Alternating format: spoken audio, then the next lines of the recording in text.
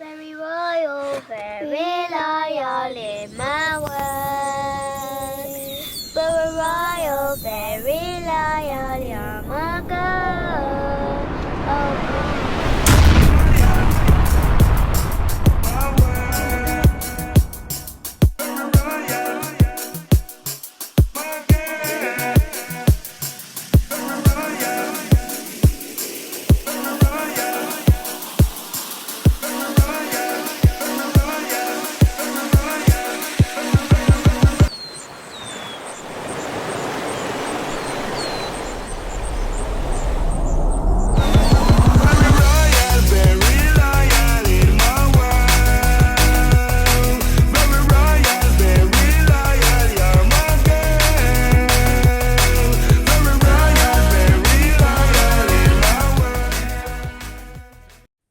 Can you hear me?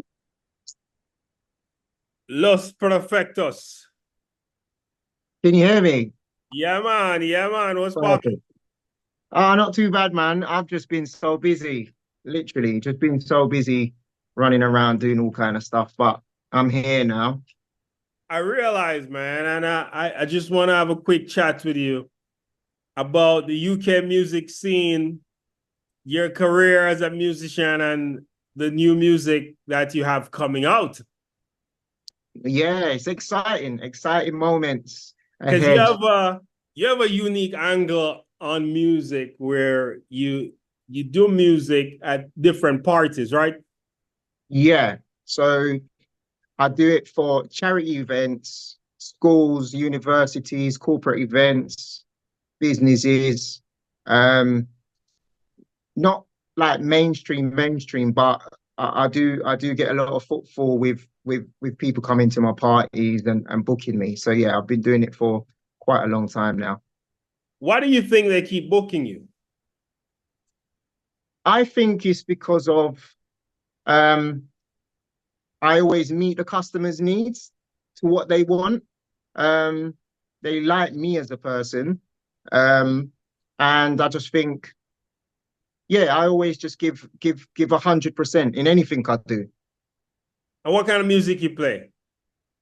So I play everything: 80s, 90s, disco, R&B, hip hop, reggae, um, the odd little rock music, maybe Bon Jovi, the furthest I'll go, but I try and always please everyone. And for the rest of the world we're not in the UK, we're not seeing what's going on in the UK. What is that scene like for music in the UK right now? I would say the music scene in the UK is buzzing at the moment. I think Afro beats, I would say, is probably at the top of the game at the moment.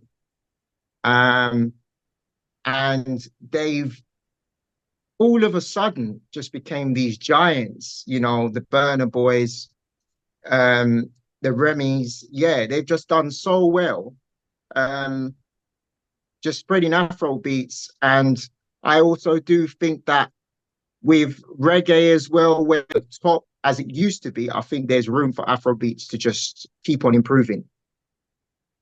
Did you see Buju Banton's statement about Afrobeats not being of substance? I did actually last night. I was watching it last night, and I think a lot of what Buju Banton said is true, but I also think with Afro beats, it's very closely linked to Jamaica. So they're almost like brothers and sisters. Do you know what I mean? But obviously, reggae was, I would say, was a lot more mainstream before. And I think now reggae is taking a little bit of a step back, and then Afro beats is kind of getting that limelight at the moment. So you think Afrobeat has no substance. So what caused its longevity? Like what's causing it to be at the top right now? No, I do think there's substance there. I just think with reggae, you sing more about, you know, uplifting people, freedom and stuff like that. Where I think with Afro beats, it's more fun, in it. If there's there's substance to it because it's helping people to overcome certain things. But I think reggae is more revolutionary. That's the word. And um, it will fight your battles in whatever you're doing. Where I think with Afro beats, it's more of like really feel good music. Makes sense. Makes sense. Which music gets the biggest response when you play? I would say it's the thing with the UK is, right? The UK is quite versatile. So you could have like an Afrobeat song at the top, then you could then have like a pop song in the next couple of weeks. It's quite versatile here. So I don't think one genre of music kind of dominates the whole scene. I think there's just so many different genres here that's just doing so well. You know, drum and bass is always been doing great. Afro beats, obviously, as we just spoke about, is brilliant.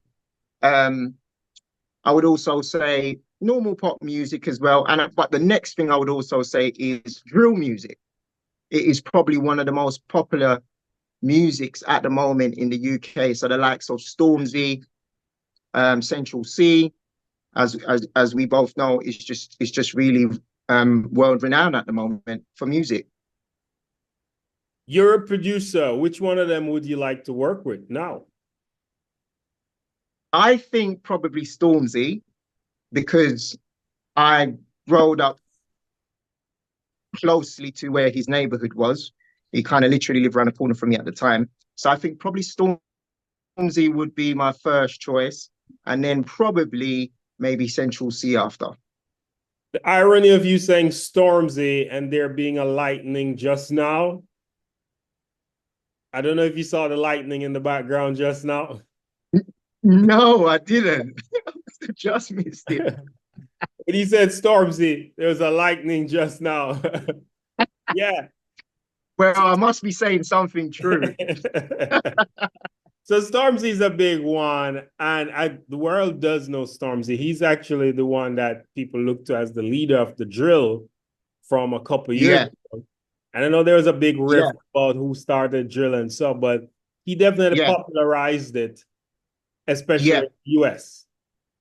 Yeah. He definitely did, but there was definitely, I would say, legends before Stormzy. And Stormzy is literally the one I think commercialized it. Do you know what I mean? A lot more. But there's definitely legends that were doing it beforehand. Do you know what I mean? Take me through it. Take me through the drill scene. Who were the people that were dominating the drill and who started it? I don't really know as much because drill was more very much on the ground stuff. And where I played a lot more mainstream stuff, it's really until when Stormzy kind of came out with, you know, Skeng Man and all of these different tracks, I really started to play drill, you know. But I know you had people like Wiley. There's other people out there when I was coming up. I can't get them right at the top of my head at the moment, but Stormzy, I think, is the one that kind of stood out to me just because of how he commercialized it. That's basically it. Yeah. You know? Yeah. But you have stuck to reggae music. Yeah, definitely. That still appeals to you. Why, with all the genres available and doing good, you still doing reggae? I think because of my background, so like my family is from the islands of Jamaica. So it appeals to me even more. I think with reggae, it does something to me that no other genre of music does. It it just makes me feel alive.